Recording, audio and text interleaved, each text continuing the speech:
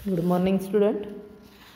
काल आपण बघितलं की भागीदारीचा करार, भागीदारी कायद्यातील तरतुदी, भागीदारांची भांडवल खाती ठेवण्याची पद्धत, त्याच्यात स्थिर भांडवल पद्धती आणि चल भांडवल पद्धती हे आपण किंवा अस्थिर भांडवल पद्धती हे आपण बघितलं. आजच्या पिरियडला आपण बघणार आहोत स्थिर भांडवल पद्धती आणि अस्थिर भांडवल पद्धती याच्यातला फरक. तर आपण सुरुवात करू.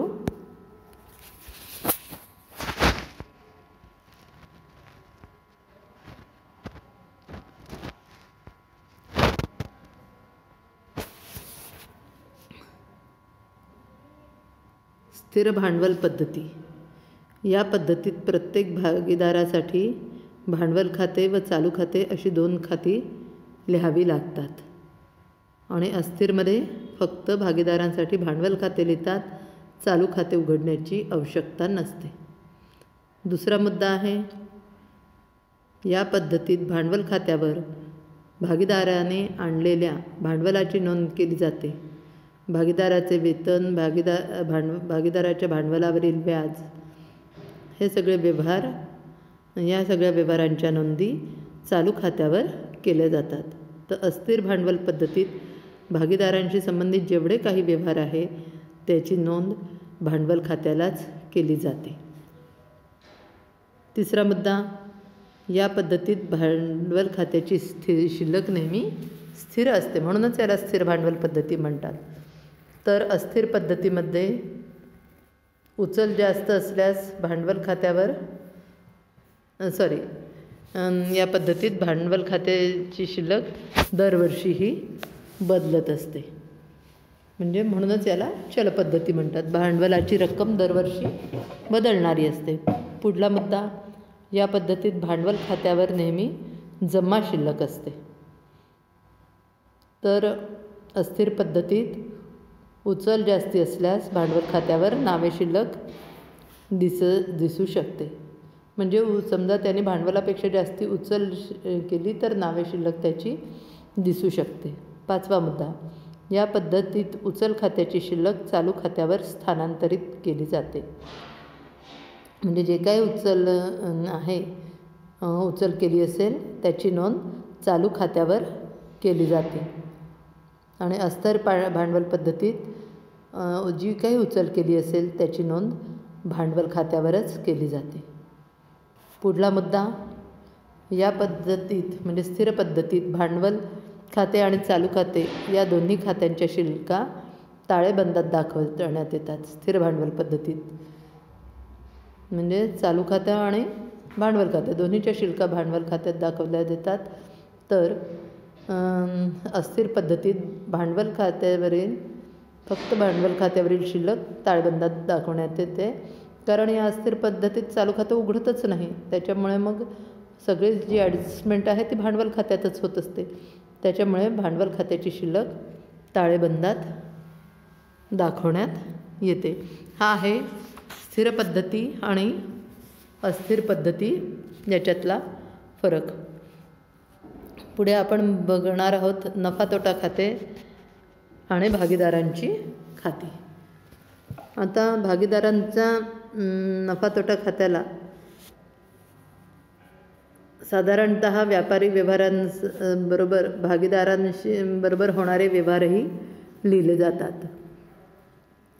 जसे भागीदारांना दिलेलं वेतन, भांडवलावरील व कर्जावरील व्याज हे सगळं नफ्यातून समायोजन करतात. म्हणून नफा तोटा खात्याच्या नावे बाजूला ते लिहिण्यात येतं. उचलीवरचं व्याज जे असतं ते जमा बाजूला नोंदवतात. नंतर जो काही निव्वळ नफा आहे म्हणजे शुद्ध लाभ तो भागीदारांना ठरलेल्या प्रमाणात वाटून देतात. त्यांचं जसं काही पर्सेंटेज असेल त्याप्रमाणे तो लाभ भागीदारांना वाटून देतात. काही भागीदारी संस्था नफा तोटा खात्याबरोबरच नफा तोटा समायोजन खातं पण तयार करतात. नफा तोटा खात्यानुसार काढलेला नफ्यातून केलेलं समायोजन दर्शवण्यासाठी हे समायोजन खातं तयार करतात.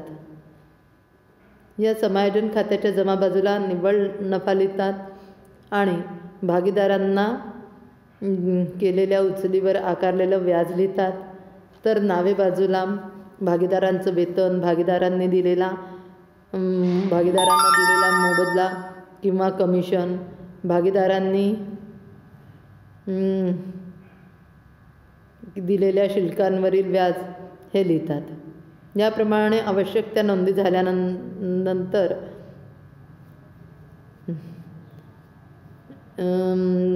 जी शिल्लक उरेल, नावे शिल्लक असेल तर तोटा झाला आणि जमा शिल्लक असेल तर नफा झाला आणि तो भागीदारांना त्यांच्या ठरलेल्या प्रमाणात विभागून दिला जातो. याप्रमाणे हे नफा तोटा खातं आणि नफा तोटा समायोजन खातं तयार करतात. यानंतर आहे नफा तोट्याचं विभाजन करण्याची पद्धती. भागीदारी संस्थेला झालेला नफा किंवा तोटा भागीदारांच्या करारात ज्याप्रमाणे ठरलं असेल त्या प्रमाणात विभागून दिला जातो. जर करारनाम्यात नफा तोटा विभागणीचं प्रमाण दिलेलं नसेल तर नफा तोटा समप्रमाणात विभागून दिला जातो, म्हणजे त्या नफ्याचे सारखे हिस्से करण्यात येते. जर भागीदारी संस्थेला नफा तोटा किती झाला हे नफा तोटा खात्यावरून समजतं आणि भागीदारांचं वेतन, कमिशन, भांडवलावरचं व्याज, उचलीवरचं व्याज या सगळ्या रकमांची म्हणजे प्लस मायनस करून जो उरेल नफा तो भागीदारांना नफा तोटा विभाजनाच्या प्रमाणात विभागून दिला जातो. आता जसं आपण बघू शकतो, आता 1/2, 1/3 आणि 1/6 असं त्याचं प्रमाण असू शकतं. किंवा संपूर्ण नफा तोटाला एक विशेष संख्या समजून जसं 3:2:1 किंवा मग पर्सेंटेज वाईज 50, 30, 20 असं जे काय असेल ते. म्हणजेच काय, भागीदारी संस्थेचा नफा तोटा सर्व भागीदारांना त्यांच्या नफा तोटा विभागणीच्या प्रमाणात वाटून दिला जातो. हे नफा तोट्याचं विभाजन आहे आणि त्यासाठी जी प्रविष्टी होते ती अशी: नफा तोटा खाते नावे, भागीदारांची भांडवल किंवा चालू खाते जमा. आणि हा नफा तोटा खात्यावरील तोटा नावे असेल म्हणजे तोटा असेल तर भागीदारांमध्ये विभागून देण्यासाठी भागीदारांचं भांडवल किंवा चालू खाते नावे आणि नफा तोटा खाते जमा अशी नोंद करण्यात येते. पुढचा मुद्दा जो आहे आपला तो भागीदारांची अंतिम खाती. अंतिम म्हणजे वर्षाच्या शेवटी करण्यात येणारी खाती. आर्थिक वर्षाच्या शेवटी तयार करण्यात येणाऱ्या खात्यांना वार्षिक किंवा अंतिम खातं असं म्हणतात. जेव्हा ही खाती भागीदारांच्या संदर्भात तयार केल्या जातात तेव्हा त्यांना भागीदारांची वार्षिक खाती असं म्हणतात. भारतात हिशोबाचे जे वर्ष आहे ते 1 एप्रिलला सुरू होतं, म्हणजे वित्तीय वर्ष आपण त्याला म्हणू शकतो, आणि त्यानंतरच्या वर्षात 31 मार्चला संपणारं वर्ष असतं. म्हणजे समजा 1 एप्रिल 19ला सुरू झालेलं वर्ष कधी संपेल? 31 मार्च 2020ला. भागीदारी संस्थांचं आर्थिक वर्ष खाते साधारण या एप्रिल ते मार्च या काळासाठी तयार करण्यात येतं. अंतिम खातं किंवा वार्षिक हिशोबपत्र हा जो आपण शब्दप्रयोग करतो तर तो व्यापार खातं, नफा तोटा खातं आणि ताळेबंद याच्याशी संदर्भात असतो. विशिष्ट म्हणजे वित्तीय वर्षात किंवा विशिष्ट कालावधीत व्यापार देवघेवीचे म्हणजे व्यापारातून काय साध्य केलं, त्याच्यातून काय निष्पन्न झालं आणि वर्षाच्या शेवटी व्यापाराची आर्थिक स्थिती कशी आहे हे प्रत्येक व्यापाऱ्याला तसेच प्रत्येक व्यापारी संस्थेला जाणून घेण्याची इच्छा असते. या दृष्टिकोनातूनच भागीदारी संस्था प्रत्येक हिशोबाच्या वर्षाच्या शेवटी म्हणजे 31 मार्चला वार्षिक खाती तयार करत असते. आता आपण बघू भागीदारांची अंतिम खाती तयार करण्याची गरज काय आहे.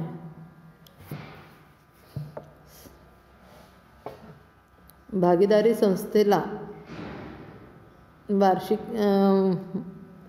खाती तयार करणं वर्षाच्या शेवटी अतिशय आवश्यक असतं. वार्षिक खाती तयार केल्यामुळे आर्थिक स्थितीची स्पष्ट कल्पना येते. व्यवसायातला नफा आहे की तोटा झाला, उत्पन्नाची साधनं कोणती, खर्चाच्या बाबी कोणत्या, धंद्यात म्हणजे बिझनेसमधली मालमत्ता किती, देणी किती, ही सगळी माहिती आपल्याला वार्षिक लेख्यांच्या साहाय्याने किंवा आर्थिक विवरणांच्याद्वारे प्राप्त होत असते. या माहितीच्या आधारे मागील वर्षाशी तुलना करून व्यवसाय प्रगतीपथावर आहे की त्याची अधोगती होते आहे याचे चित्र भागीदारांना स्पष्ट दिसू शकते. थोडक्यात आपण असं म्हणू शकतो, व्यवसाय करीत असताना त्याचा विस्तार आणि वाढीकरता ज्या महत्त्वाच्या कागदपत्रांची आवश्यकता असते त्यात अंतिम खातं म्हणजे दरवर्षी अंतिम खातं योग्य स्वरूपात तयार केले गेले असणं अत्यंत गरजेचं आहे. भागीदारीची वार्षिक खाती तयार करण्याची आणि आवश्यकता आणि महत्त्व आपण बघू. ते कुठल्या हे पुढचे मुद्दे मी वाचते त्यावरून तुम्हाला स्पष्ट होईल. म्हणजे विशिष्ट वर्षाच्या किंवा विशिष्ट काळातील व्यापारी देवघेव झालेला नफा तोटा शोधून काढणे. म्हणजे विशिष्ट वर्षी किती नफा तोटा झाला हे शोधून काढण्यासाठी अंतिम खाते तयार करणं आवश्यक असतं. तसंच वर्षाच्या अखेरच्या दिवशी संस्थेची आर्थिक स्थिती कशी आहे हे बघणं. म्हणजे आर्थिक स्थिती जाणून घेण्यासाठी ताळेबंद तयार करणं आवश्यक असतं. भागीदारी कायद्यानुसार नोंदणीकृत भागीदारांची वार्षिक खाती तयार करणं आवश्यक आहे. म्हणजे जेवढे काही भागीदार आहेत त्या सर्वांची म्हणजे भागीदारी संस्थेची वार्षिक खातं हे भागीदारी कायद्यानुसार आवश्यक मानलं गेलेलं आहे. भागीदारी संस्थेतली उत्पन्नाची साधनं कोणती आणि त्यात किती उत्पन्न प्राप्त झालं याची माहिती मिळते ही खाती तयार केल्यामुळे. आणि तसंच भागीदारात संस्थेतली खर्चाची पदं कोणती, वेगवेगळ्या पदावर कुठल्या पदावर किती खर्च झाला हे सुद्धा आपल्याला त्यामुळे कळू शकतं. तसंच भागीदारीत नफा झाला की तोटा झाला हे शोधून काढणं शक्य होतं. भागीदाराला कोणाकडून किती घेणे आहे, कोणाला किती देणं आहे हे पण माहीत करून घेतलं जातं. भागीदारीतली एकूण मालमत्ता किती, कोणत्या स्वरूपात आहे हे पण स्पष्ट होतं. म्हणजे कॅश किती आहे, मशिनरी असेल तर मशिनरी किती किमतीची आहे, इमारत असेल तर इमारत किती किमतीची आहे. तसंच भागीदारीतलं एकूण भांडवल किती आणि ते कोणत्या स्वरूपात गुंतवलं आहे याची माहिती कळू शकते. आणि तसंच नवीन भागीदार म्हणजे भागीदारीचा प्रवेश, एखादा भागीदार निवृत्त झाला म्हणजे त्यांनी बिझनेस सोडला किंवा एखाद्या भागीदाराचा मृत्यू झाला किंवा भागीदारी व्यवसाय संपुष्टात आला तर अशा वेळेला जे संस्थेचं नावलौकिक आहे त्याची ते एक निश्चित करणं आणि त्याची रक्कम सर्व भागीदारांमध्ये वाटून देणं. आणि भूतकाळातील वार्षिक खाती चालू वर्षाच्या वार्षिक खात्यांशी तुलना करून व्यवसाय प्रगतीवर आहे की नाही हे पाहणं. भागीदारीच्या व्यापार खात्याचं स्वरूप हे जसं व्यापारी संस्थांचं असतं तसंच आहे. व्यापार खातं, नफा तोटा खातं आणि ताळेबंद. आता व्यापार खातं म्हणजे काय तर भागीदाराच्या व्यवसायात एका वर्षाच्या काळात खरेदी विक्रीच्या व्यवहारात झालेला ढोबळ नफा म्हणजे ग्रॉस प्रॉफिट किंवा ग्रॉस लॉस शोधून काढण्यासाठी व्यापार खातं तयार केलं जातं. व्यापार खात्याच्या नावे बाजूला सुरुवातीची शिल्लक माल, खरेदीवरचा सगळा खर्च, तर जमा बाजूला विक्री आणि वर्षाखर्चा शिल्लक माल हे लिहिलं जातं. व्यापार खात्याची जमा बाजूची टोटल जास्ती असेल म्हणजे ढोबळ नफा होतो आणि नावे बाजूची टोटल जास्ती असेल म्हणजे खरेदीची किंमत जास्ती असेल आणि विक्रीची किंमत कमी असेल तर नॅचरली तोटा होणार आहे. आता दुसरा जो आहे ते नफा तोटा खाते.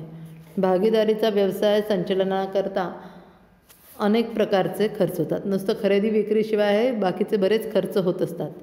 तसेच संस्थेला विक्रीशिवाय इतर मार्गांनीही उत्पन्न मिळत असतं. हा इतर खर्च व उत्पन्न विचारात घेतल्याशिवाय व्यवसायातील निव्वळ नफा किंवा तोटा कळणार नाही.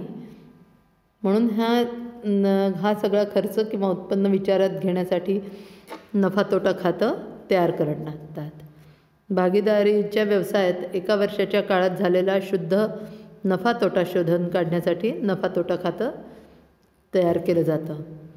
नफा तोटा खात्याच्या नावे बाजूला कार्यालय किंवा व्यवस्थापन खर्च, विक्री आणि वितरणासंबंधीचा खर्च हे लिहितात. तर जमा बाजूला आगम स्वरूपाचे उत्पन्न म्हणजे जसं व्याज वगैरे आहे ते लिहायचा. तर त्याच्यानंतर ढोबळ नफा हे शिल्लक हे लिहितात आणि त्यानंतर नावे जमामधली शिल्लक काढतात. जर जमा बाजूची टोटल जास्ती असेल तर नफा होतो आणि जर नावे बाजूची टोटल जास्ती असेल तर तोटा असतो. आणि मग जो काही नफा झाला असेल किंवा तोटा झाला असेल तो सगळ्या भागीदारांमध्ये विभागून दिला जातो. आता ताळेबंद. ताळेबंद आपल्याला नेहमी आर्थिक स्थितीचं दर्शन घडवणारं असतं. तर वर्षाच्या शेवटी भागीदारी संस्थेतील आर्थिक स्थिती कशी आहे हे दर्शवणारं विवरण म्हणजे ताळेबंद आहे. आणि व्यवसायाच्या सांपत्तिक स्थितीचा अभ्यास करणे हा ताळेबंद करण्याच्या मागचा मुख्य उद्देश असतो. व्यवसायात गुंतवलेले भांडवल किती व ते कसे गुंतवण्यात आले आहे, व्यवसायात संपत्ती किती कोणती, तिची किंमत काय, व्यवसायातील देणी कोणती, ही सगळी माहिती ताळेबंदावरून मिळते. ताळेबंदाच्या डाव्या बाजूला भागीदारांचं भांडवल खातं, चालू खातं तसेच इतर देयता दर्शवण्यात येतात म्हणजे लिहिल्या जातात. तर उजव्या बाजूला भागीदारांची संपत्ती लिहिली जाते आणि ताळेबंदाची बेरीज दोन्ही बाजूची ही नेहमी समान येणं आवश्यक असतं. आता आपण पुढल्या पिरियडला बघू ज्या महत्त्वाच्या समायोजना आहे. भागीदारी व्यवसायात अनेक व्यवहार होत असतात तर त्याच्या काही नोंदी जसा व्यापार खात्यातही कराव्या लागतात तसा इथे पण कराव्या लागतात. तर त्या समायोजना ज्या आहेत त्या आपण पुढच्या पिरियडला बघू. Good day. बाय.